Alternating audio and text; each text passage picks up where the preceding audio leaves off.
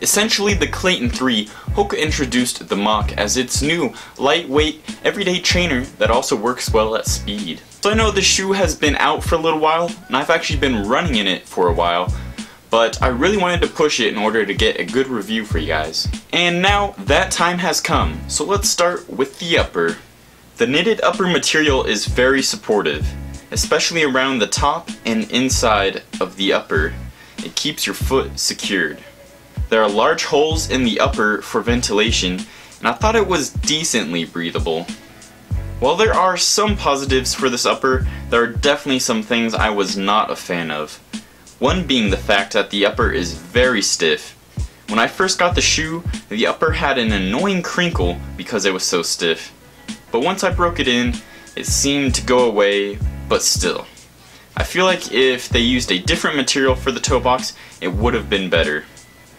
Luckily, the Mach 2 will have a completely redone upper. So now let's move down to the midsole. The midsole is what makes this shoe so versatile.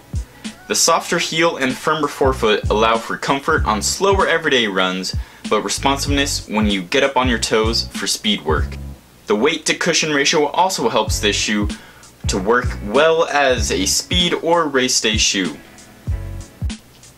While this is a neutral shoe, the bucket seat design and a bit denser material under the arch makes this a nice supportive shoe that will help you when your form starts breaking down at the end of a long run. One thing I noticed while switching between these and the Cliftons is that there is less of a rocker on this shoe, and while it didn't bother me, I definitely did notice it. On this shoe, the outsole is part of the midsole, but let's talk about that. The outsole is 100% RMAT, Hoka's foam rubber blend. It actually held up pretty well with average signs of wear.